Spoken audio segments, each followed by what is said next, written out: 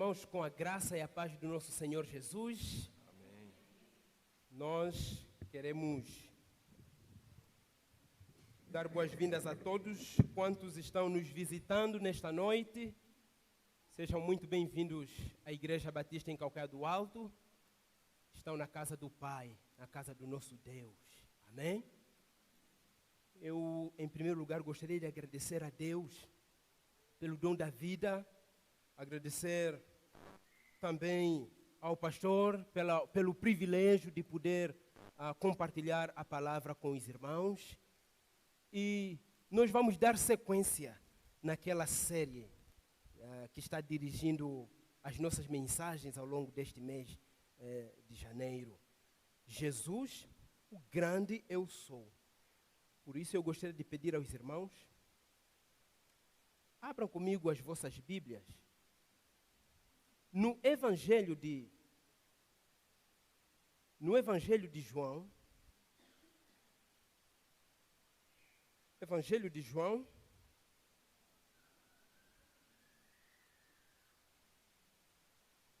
Evangelho de João, capítulo 11.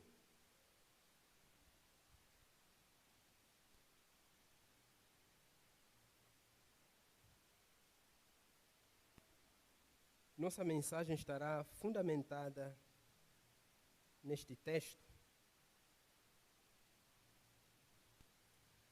Antes de fazermos a leitura do texto, vamos buscar a orientação do nosso Deus em oração.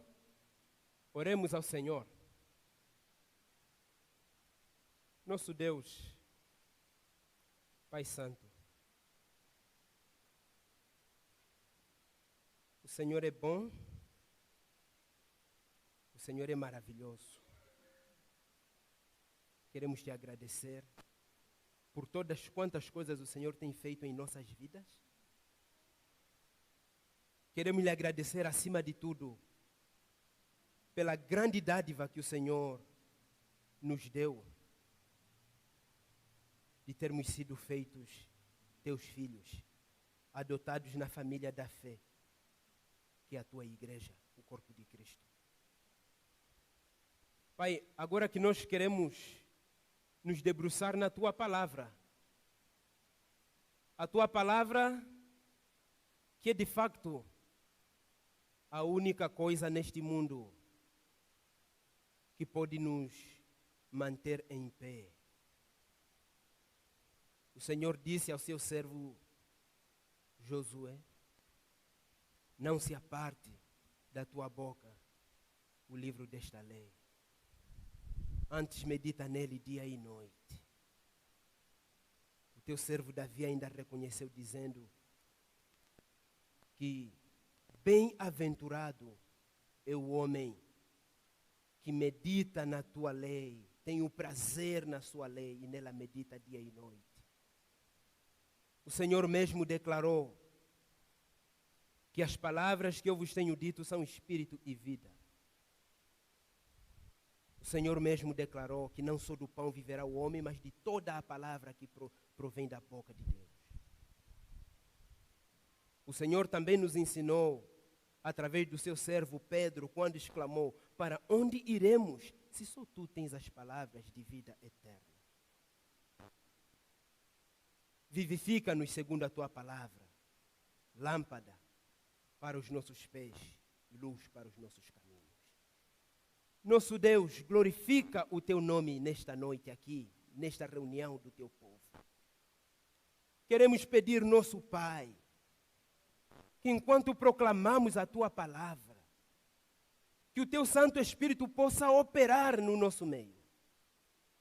Que enquanto os ouvidos carnais ouvem a voz de um homem falho, falando, que os ouvidos espirituais possam ouvir a voz do Espírito Santo, nosso Deus. Glorifica o teu nome, Senhor, nesta noite.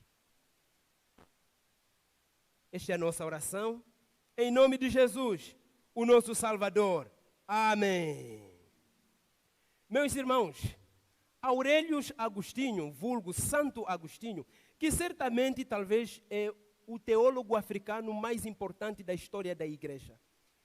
o 11º livro de As Confissões, ele começa com uma oração. E nessa oração ele declara o seguinte: quero conhecer-te, ó conhecedor de mim, conhecer-te tal como sou conhecido por ti. Que oração profunda. E eu tenho a certeza, queridos irmãos, que um dos factos mais importantes da nossa experiência existencial é conhecer a Deus, quer seja no tempo presente aqui agora, quer seja na eternidade. Não há experiência mais maravilhosa quanto a de conhecer a Deus e de sermos conhecidos por Ele. Afinal de contas, o Senhor Jesus e as Escrituras resumem a salvação nisto. É um contínuo crescimento no conhecimento de Deus. Nós começamos a conhecer a Deus quando somos salvos e nunca iremos graduar nesta escola do conhecimento de Deus. Até na eternidade, o céu será um contínuo vislumbrar do caráter e da essência do nosso Deus. Um contínuo conhecer de Deus. E é possível conhecer a Deus. Por quê? É possível conhecer a Deus não através de uma pesquisa laboratorial, microscópica, não. É possível conhecer a Deus porque este Deus deu-se a conhecer. Ele revelou-se a nós. Deus revelou-se a nós de forma geral na criação. Ele revelou-se também a nós de forma específica, especial, na sua palavra. Ele revelou-se a nós de forma pessoal, objetiva e definitiva na pessoa do nosso Senhor Jesus Cristo. Por isso é possível conhecer a Deus. E queridos irmãos, eu tenho a plena certeza de que quando nós olhamos para este tema, Jesus, o grande eu sou, este tema ele evoca, ele nos desperta, ele nos faz um convite para nos aprofundarmos no conhecimento de Deus. Mas este convite não é apenas um conhecimento teórico. Este convite é para um conhecimento, acima de tudo, experiencial. Um conhecimento que sai da teoria e ele vai moldar o nosso modo de viver. Este tema nos convida para que a gente possa, então, conhecer a Deus, para que a gente possa nos debruçar neste conhecimento, nessa experiência do nosso Deus. Jesus, o grande eu sou. Jesus, o grande eu sou. Quando Jesus identifica-se como o eu sou, ele está invocando as palavras da experiência de um homem de Deus. Há muitos anos atrás, quando Jesus diz eu sou, ele está nos fazer olhar em primeiro lugar para o passado, para a história, para a experiência de um homem. E este homem não é outro senão Moisés. A Bíblia diz em Êxodo capítulo 3, que Moisés, enquanto caminhava nas terras áridas do deserto de Midian, apacentando o rebanho do seu sogro Jetro, Moisés teve uma experiência sobrenatural. A Bíblia diz que Moisés, ele viu uma sarça. Quando você lê, enquanto ele caminhava, a Bíblia diz, apareceu-lhe o anjo do Senhor numa chama de fogo no meio de uma sarça. O facto curioso, queridos irmãos, nessa experiência de Moisés, não era a sarça ardendo. Porque, afinal de contas, dadas as altas temperaturas do deserto de Midian, era comum ardências de sarça. O que captou a atenção de Moisés era o facto de que aquela sarça ardia, mas ela não se consumia. A sarça estava ardendo, mas ela não se consumia, porque naquela sarça havia uma manifestação, uma revelação de ninguém mais senão o Deus de aliança, o Deus Javé, revelando-se a Moisés. É interessante olharmos como esta sarça, ela ardendo em chamas, mas ela não se consumindo. Assim é o nosso Deus. Deus é como este fogo inextinguível nesta sarça que se mantém sem consumir os galhos, as folhas, o caule desta sarça. Assim é o nosso Deus. Ele existe de forma independente. Ele independe de qualquer coisa para existir. O fogo nesta sarça, ele não precisa de consumir esta árvore, esta planta, para que ele possa se manter. Assim é o Deus que nos reúne nesta noite aqui. Um Deus autoexistente. Quer dizer que para ele existir, ele não precisa de nada fora dele mesmo. Este é o nosso Deus. Um Deus que não é causado. Muito pelo contrário. Ele é a causa de todos os efeitos que nossos olhos podem enxergar. Ele é a causa de todos os efeitos, quer sejam visíveis ou invisíveis. Este nosso Deus é a causa de tudo aquilo que nós podemos ver e experienciar com todos os nossos demais sentidos. Ele não é gerado. Ele é autoexistente. Ele é independente. Ele não é nascido por ninguém. Ele é o Deus que traz à existência todas as coisas. Tudo subsiste por causa dele. Este é o grande milagre. Então, o que Moisés está observando ali é um Deus livre, um Deus autoexistente, um Deus que não pode ser causado, um Deus que é o criador de tudo que os nossos olhos podem enxergar. Moisés está maravilhado, queridos irmãos. Moisés está extasiado pela presença e pelo comissionamento que ele recebe dessa experiência. É isto que Moisés está vendo ali nesta experiência. Mas é interessante que diante dessa experiência de Deus, Moisés faz algumas perguntas. Quando você lê os versículos 13 e os versículos 14 do capítulo 3 de Êxodo, Moisés vai fazer uma pergunta diante da experiência que ele teve de ver o anjo do Senhor. É interessante que você vai encontrar o anjo do Senhor, né? O artigo definido não é um anjo do Senhor. No Antigo Testamento, quando você encontra o artigo indefinido, um anjo do Senhor, é qualquer um dos servos angelicais. Mas quando você encontra o artigo definido, o anjo do Senhor, está referindo-se à pessoa do Senhor Jesus. O anjo do Senhor é uma aparição veterotestamentária da segunda pessoa da Trindade, Jesus o Cristo. Quem Moisés está vendo na sarça não é ninguém mais senão o Senhor Jesus. E ele recebe esse comissionamento e ele vai indagar, vai fazer uma pergunta. Ele vai dizer: eis que se eu vier aos filhos de Israel e lhes disser: o Deus de vossos pais me enviou a vós outros, e eles me perguntarem: qual é o teu nome? O que direi a eles? Porque olha que Moisés, ele cresceu na África. Moisés foi criado na cultura africana. Uma cultura, portanto, politeísta, onde cada divindade tem o seu nome. Então ele quer também saber qual é o nome deste outro Deus que me apareceu na sarça. Mas o nosso Deus não é mais um Deus com D minúsculo. Ele é o Deus dos deuses falsos. Ele é o Senhor dos senhores. Ele é o Deus criador de céus e terra. Ele é o Deus soberano. Como ele é diferente dos ídolos, nós não podemos nos aproximar diante dele chamando-o pelo nome. Por isso, Deus vai responder para Moisés, dizer o seguinte: disse Deus a Moisés: o eu sou que sou.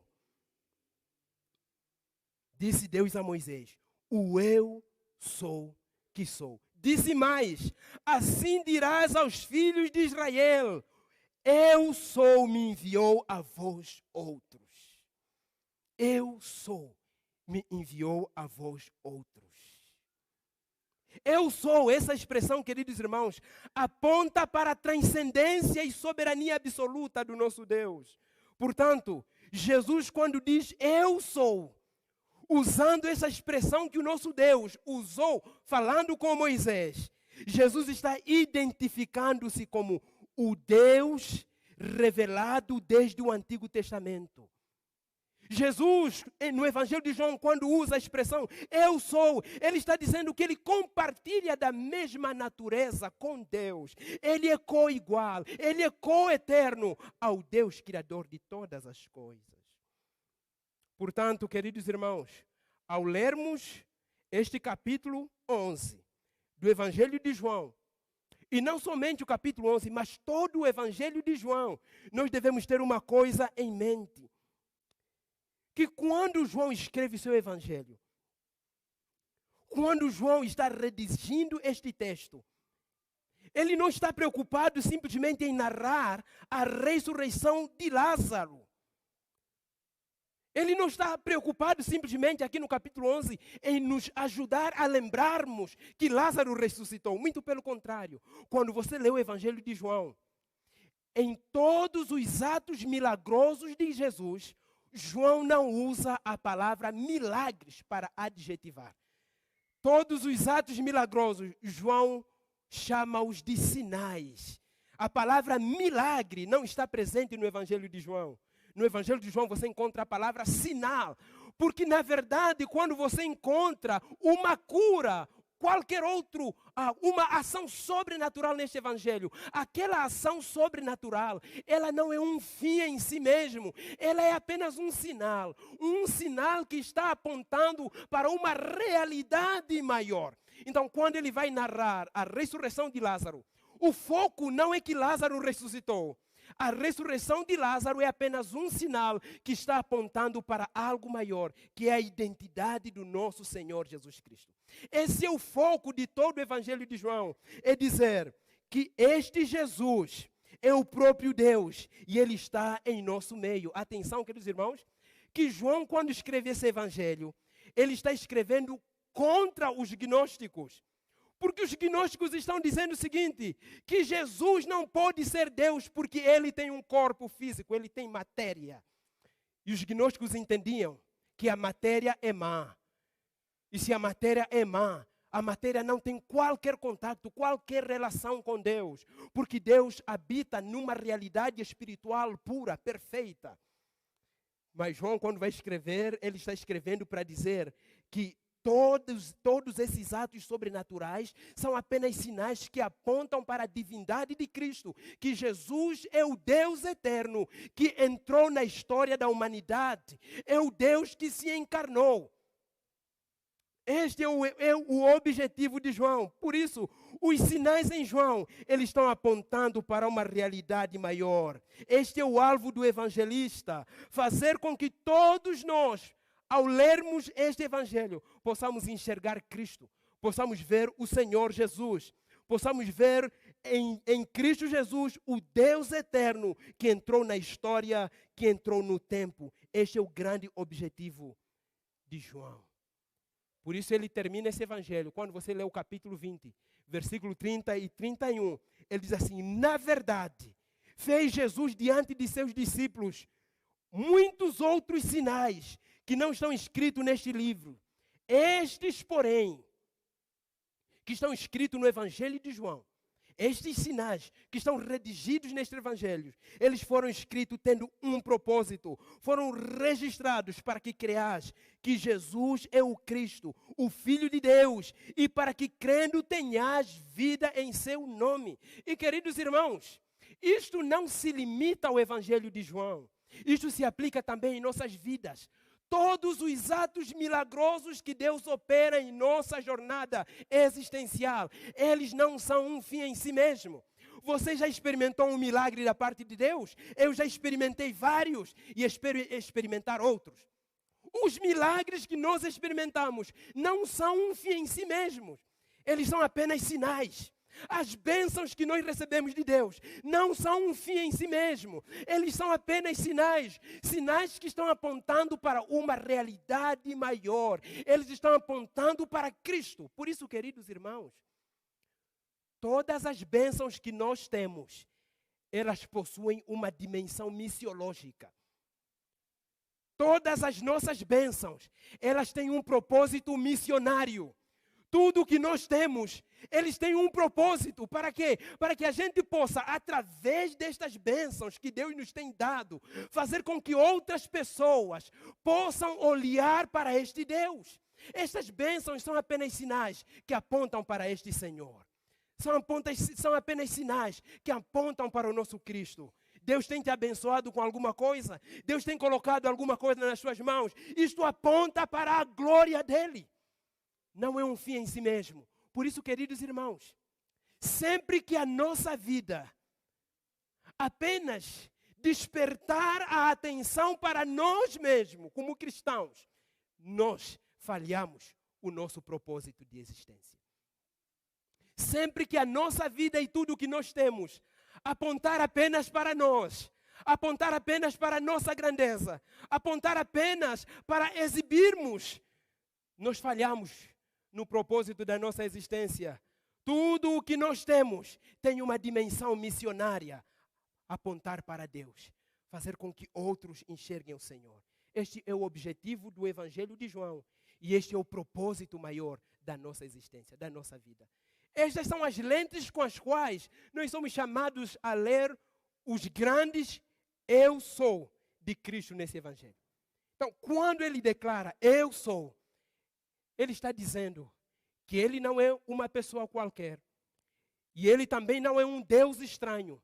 Ele é o mesmo Deus que tem se revelado em toda a história, desde o Antigo Testamento. O grande eu sou. O Deus soberano. O Deus eterno. Olha o que a palavra de Deus diz. João capítulo 11, versículo 25. Disse-lhe Jesus: eu sou a ressurreição e a vida. Quem crê em mim, ainda que morra, viverá. E todo o que vive e crê em mim não morrerá eternamente. Crês isto? Sim, Senhor, respondeu ela, Marta. Eu tenho crido que tu és o Cristo, o Filho de Deus, que deveria vir ao mundo. Tu és o Cristo, o Filho de Deus, que deveria vir ao mundo. O que é que nós temos aqui neste texto, queridos irmãos? Nós temos um evento.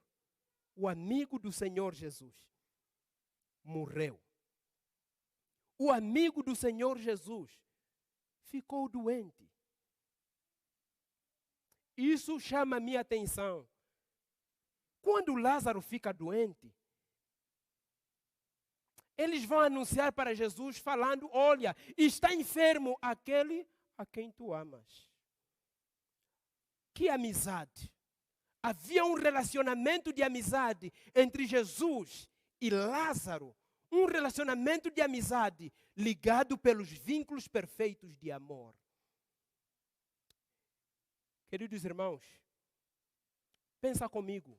Jesus, o grande Deus, aquele que subsiste em uma comunhão perfeita, em um relacionamento perfeito de amizade com Deus o Pai e Deus Espírito. Um relacionamento completo, que não tem carência de nada. Mas quando ele esteve no mundo aqui presente, ainda que vivendo em um relacionamento perfeito com Deus o Pai, ele teve amigos reais, amigos do dia a dia, amigos dos pés descalços, amigos dos pés empoeirados, amigos com os quais ele poderia caminhar desde a pequena Galileia dos gentios até a grande metrópole Jerusalém. Amigos com os quais ele podia contar na lida, no dia a dia. Isto aponta para uma grande necessidade nossa, queridos irmãos, que a amizade é importante. Termos laços de amizades é importante. Nós precisamos de pessoas para caminharem conosco. Nós precisamos de amigos. A amizade é tão importante, queridos irmãos, que o Senhor Jesus, Deus, teve amigos. A amizade é tão importante que o Senhor Jesus disse que a amizade é o nível mais elevado do discipulado cristão.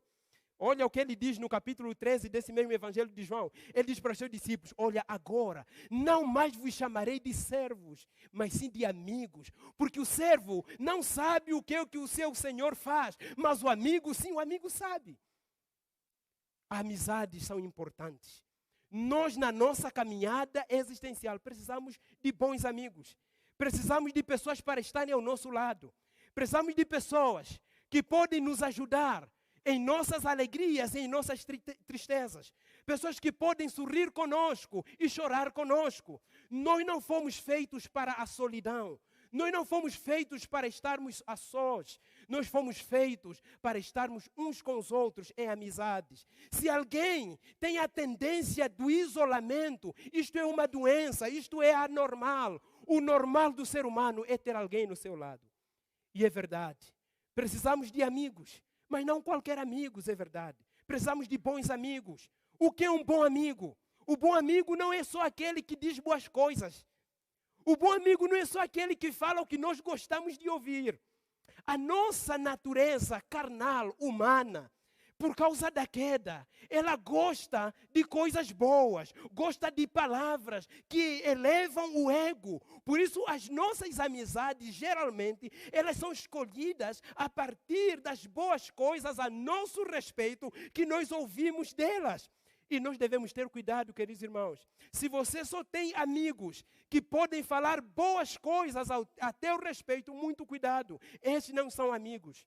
Um verdadeiro amigo é aquele que pode te elogiar sem causar orgulho no seu coração. Mas um verdadeiro amigo também é aquele que pode te corrigir, te repreender, sem te desmotivar, é claro. Precisamos de bons amigos. Bons amigos que podem se alegrar quando estamos alegres. Bons amigos que podem se festejar conosco as nossas conquistas. Precisamos de bons amigos que podem olhar para as nossas conquistas e se alegrar sem inveja, sem ciúme no coração. E precisamos de bons amigos que quando estivermos errados, eles não medem esforço e palavras para nos repreender, para nos corrigir, para dizer a verdade. Alguém certamente disse, e esse alguém é o pastor Hernando Dias Lopes. Ele disse assim, que um bom amigo é aquele que sabe te defender no público. Um bom amigo, aquele que sabe te defender no público, mas que te repreende no particular. Esse é um bom amigo. Se você tem um amigo deste, preserve ele. Se você tem um amigo deste, que pode se alegrar com a tua vitória, sem se enciumar. Se você tem um amigo deste, preserve ele, valorize-o, caminhe com ele, não o solte, não o largue. E se você é este amigo com o qual as pessoas podem contar, se você é este amigo verdadeiro, não desista de sê-lo, mesmo quando a sua boa amizade e as suas boas intenções são respondidas com a ingratidão. Não desista de sê-lo.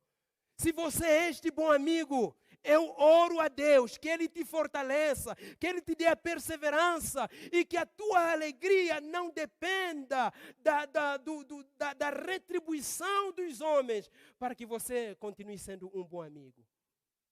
Se você tem um bom amigo destes, preserve ele. Se você é este amigo, eu oro para que Deus te preserve. Amém? Jesus tinha amigos e nós precisamos também de amigos. O amigo de Jesus morreu. Primeiro, antes de morrer, ele ficou doente. O amigo de Jesus adoeceu. Isso nos dá uma grande lição, queridos irmãos. Que a amizade com Jesus não é a garantia da ausência de adversidades. O facto de sermos amigos de Jesus não significa que nós não vamos sofrer, não vamos chorar. O facto de sermos crentes, filhos de Deus, não significa que nós não vamos agonizar. Nós vamos chorar, vamos enfrentar angústias, vamos enfrentar dores.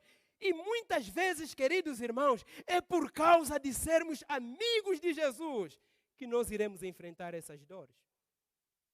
E é interessante que muitas vezes, antes das nossas dores, das nossas lágrimas, as nossas angústias serem resolvidas pelo Senhor Jesus, elas hão de piorar. Lembro-me de uma minha professora que ela dizia assim: você está passando por uma tribulação? Pois bem, fique atento, porque ela está te preparando para uma ainda maior. Não há adversidade que não possa piorar antes de que ela possa ser solucionada por Cristo. E é isso que aconteceu com Lázaro. Lázaro adoeceu, não somente adoeceu, Lázaro morreu. Lázaro chegou a morrer. Mas a grande mensagem de Jesus foi que tanto a doença de Lázaro quanto a morte de Lázaro são para a glória de Deus. Amém? Este é o Evangelho no meio das nossas dores, no meio das nossas lágrimas, no meio das nossas angústias. Que tudo o que nós enfrentamos, tudo o que nós passamos, é para a glória de Deus. Deus é glorificado nisto. Quando nós agonizamos, Deus está sendo glorificado. Quando nós estamos sofrendo, Deus está sendo exaltado. Deus tira a glória até na nossa mais profunda dor. É para a glória de Deus. E você conhece essa história. Mas o foco desta narrativa, queridos irmãos, não é a doença de Lázaro, como eu disse. Não é a ressurreição de Lázaro, como eu disse. O foco desta narrativa aqui no capítulo 11 é o Senhor Jesus. É para que a gente possa ver a glória de Deus. Mas onde? Em Cristo Jesus. A fé de Maria e a fé de Marta entraram em choque.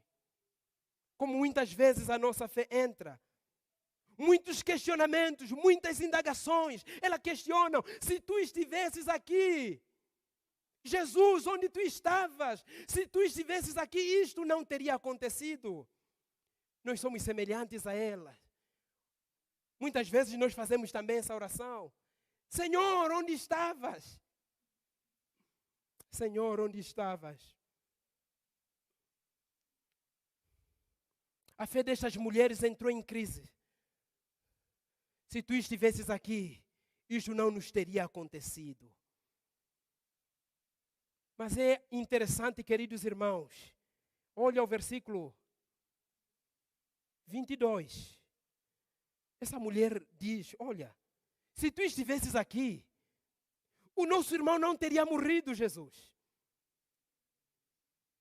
Mas também sei que, mesmo agora, tudo quanto pedirdes a Deus, tu concederá. Então Jesus vai lhe dizer assim, olha, teu irmão há de ressuscitar. É interessante. Olha o que essa mulher responde no versículo 24. É a conversa, Marta e Jesus trocando palavras. Eu sei, replicou Marta, eu sei que ele há de ressurgir na ressurreição do último dia. Olha a fé de Marta. A fé de Marta tem um problema do tempo. Marta tem fé no passado, tem fé no futuro, mas ela não tem fé no presente. Marta tem fé no passado, porque ela diz, se tu estivesses aqui, meu irmão não teria morrido. Marta tem fé no futuro, porque quando Jesus diz que ele ressuscitará, ela disse, sim, eu tenho certeza, ele ressuscitará, mas quando? Não agora, mas lá no último dia. Ela tinha fé no passado. Tinha fé no futuro, mas ela não tinha fé no presente. Assim é a nossa fé muitas vezes, queridos irmãos. Nós olhamos para os atos milagrosos que Deus já realizou no passado. E nós ficamos vislumbrados com isso. Nós olhamos para o futuro e nós vemos que a história da redenção vai terminar de forma gloriosa. Mas e hoje, no agora, a nossa fé vacila. A nossa fé vacila. Mas Jesus vai lhe dizer, Jesus está trabalhando a fé desta mulher. Versículo 25. Disse-lhe Jesus, eu sou soberano, autoexistente, ingerado, o Criador, o Deus de aliança, o Deus de Yahvé, o Deus de Abraão, Deus de Isaac, Deus de Jacó. Eu sou. E ele vai adjetivar agora. Eu sou, primeiro, a ressurreição e também a vida. Eu sou a ressurreição e a vida. Quem crê em mim, ainda que morra, viverá. O que Jesus está dizendo, olha, eu sou Deus. Não somente Deus. Diante de uma experiência de morte, eu sou a ressurreição personificada. Ele é a ressurreição em pessoa. Diante de uma experiência de morte, Ele é a vida personificada. É isso que o Senhor Jesus está dizendo aqui. Diante desta experiência de morte, Ele é a ressurreição. Queridos irmãos, quando nós encontramos ressurreição nas Escrituras, nós estamos chegando no ponto mais alto do Evangelho. Porque o ponto mais alto da queda é a morte. Desde que os nossos primeiros pais pecaram, o mundo foi atravessado pela morte. E a morte do Éden, até então, ela não parou de progredir. Ela não parou de exibir os seus efeitos danosos na criação. Nós estamos vivendo em uma realidade de morte. Agora há pouco eu estava conversando com a minha esposa e ela tentando me alertar sobre um meu estilo de vida. Ela disse: Cipriano, se você continuar assim, você vai morrer. E na hora eu disse assim para ela: minha querida, eu comecei a morrer antes de eu ter sido concebido no ventre da minha mãe. Antes de eu nascer, eu comecei a morrer. Desde o momento que eu dei o primeiro grito, quando me foi dado boas-vindas neste mundo, eu comecei a morrer. O mundo que nós, tal como nós o vemos, ele está morrendo. Nós estamos dizendo que o mundo está evoluindo, o mundo está progredindo. Não, o mundo está morrendo. Porque o princípio da morte está ativo nesta criação. Quando Jesus diz: eu sou a ressurreição, Jesus está dizendo: olha, eu sou aquele que vem para reverter o maior efeito da queda, que é a morte. Este é o ponto mais alto do Evangelho. Aquele que tem o poder para reverter o maior efeito do pecado. Eu sou a ressurreição e a vida. Diante da morte, sobre o qual o nosso mundo está submerso, Jesus é esta resposta para este mundo. Jesus é esta resposta para uma morte que está em operação no mundo aqui agora. O mundo está morrendo, por isso o mundo precisa de Jesus, que é a ressurreição personificada. Nós precisamos de Jesus. Nós precisamos da vida que é Jesus. Nós precisamos dessa ressurreição. Porque até antes de Cristo, nós estamos mortos. Até antes do encontro com Jesus, o homem está morto. É espiritualmente morto. Todo aquele que não tem Cristo está morto. Ainda que caminhe, ainda que trabalhe, ainda que ande, ainda que tenha planos, ainda que esteja vivendo esta vida biológica, ele está morto. Se você conhece alguém que vive, mas não tem Cristo, este é um cadáver ambulante. Este é um cadáver em movimento. O homem sem Jesus está morto. Quem não tem Cristo não tem a vida. Quem não tem Cristo está espiritualmente morto. Mas a boa nova do Evangelho é esta. João escreve no capítulo 6.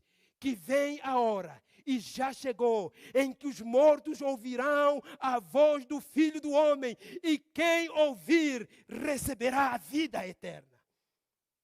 Este é o Evangelho de Deus, que Deus em Cristo Jesus, Ele não nos deixou fadado na condenação da morte. Ele decidiu nos dar vida, nos ressuscitar novamente, nos recriar novamente. É isso que Jesus quer dizer quando Ele afirma que eu sou a ressurreição. A oportunidade dessa recriação, desse novo recomeço, de receber esta vida que vem dEle. Eu sou a ressurreição e a vida. Quem crê em mim, ainda que morra, viverá. Diante de um mundo cuja morte está em operação, nós precisamos de Jesus. Jesus para nos ressuscitar, nos revivificar novamente. Jesus para imprimir o fôlego em nós. Diante de um mundo onde a morte está em operação, não somente a morte física, um mundo que vive em guerras, não somente esta morte física, mas também estas mortes espirituais. Nós precisamos de Cristo. um mundo onde a morte está afetando os relacionamentos. Nós precisamos de Jesus. A morte está ali em operação. A morte em operação, causando inimizade. Inimizade entre o homem e Deus. Inimizade entre o homem e o seu semelhante.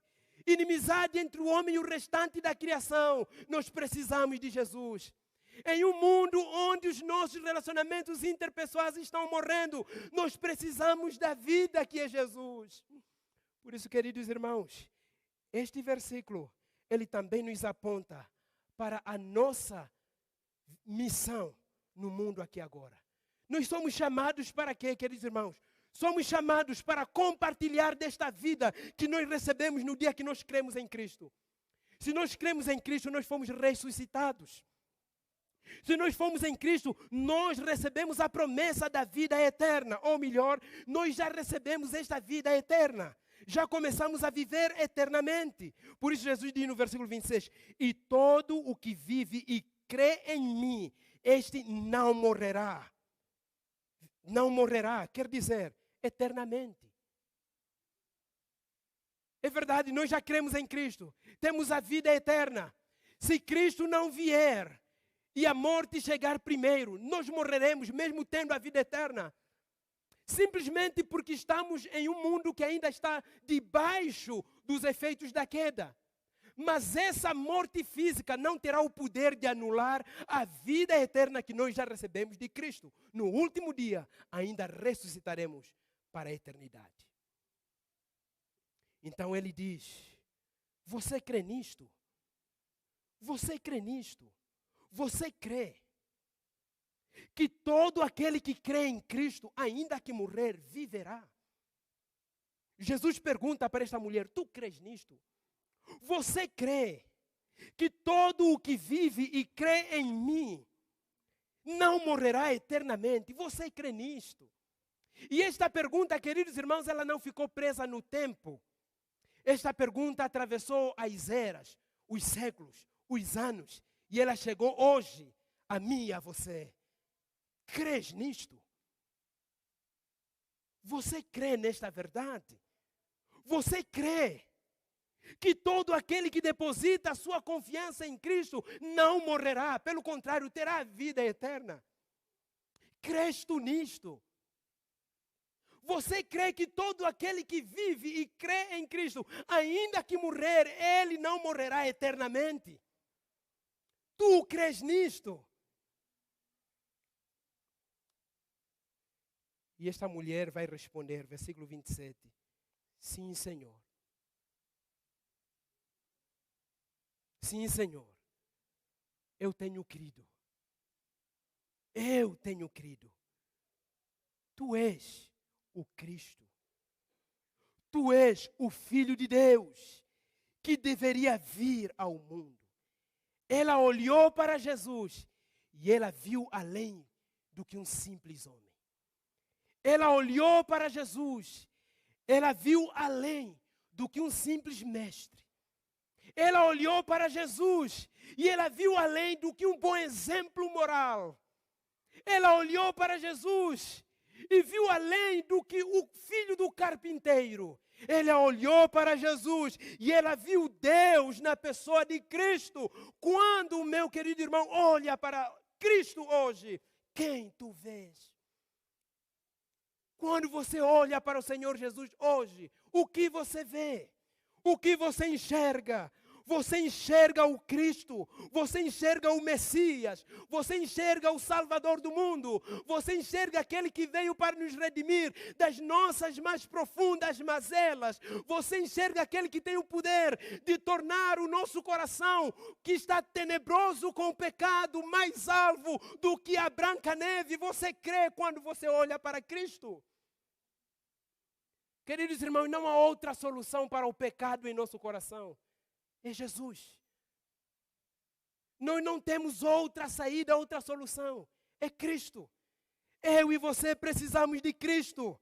Nesta noite, a nossa maior necessidade, queridos irmãos, é Jesus. O que nós mais precisamos chama-se Jesus.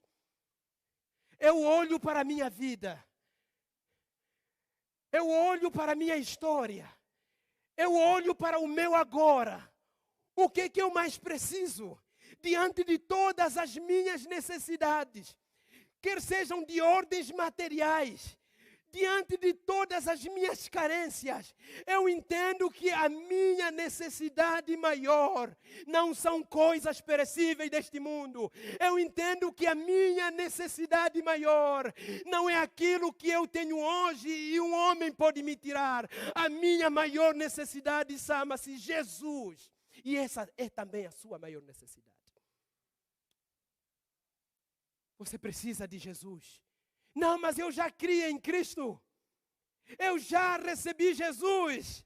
Eu já sou crente há anos, queridos irmãos. Nós precisamos de Jesus hoje, desesperadamente, tanto quanto o precisamos no primeiro dia em que nós o conhecemos.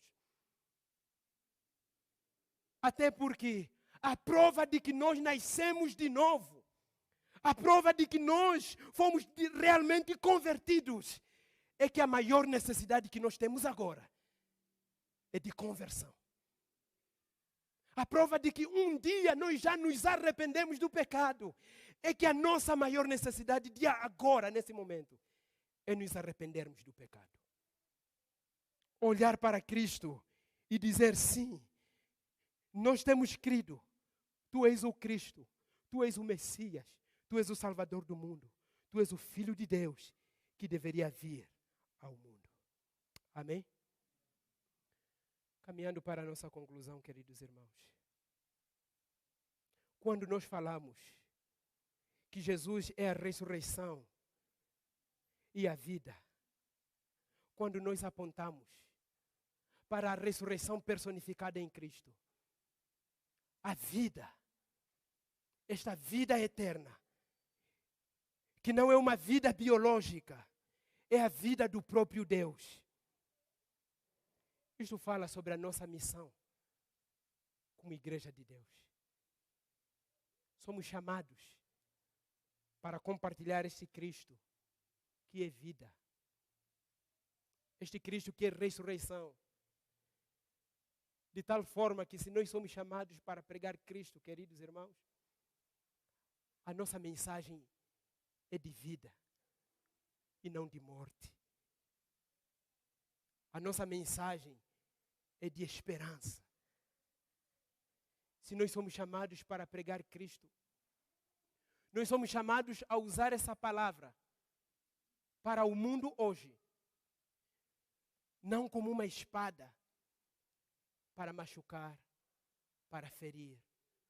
Somos chamados para usar esta Bíblia, assim como um cirurgião usa o bisturi. Machuca, fere, mas ele machuca e fere para curar. Amém? Que nosso Deus possa nos ajudar a sermos paladinos, arautos da ressurreição e da vida que é o nosso Cristo. Eu sou aquele que te amou.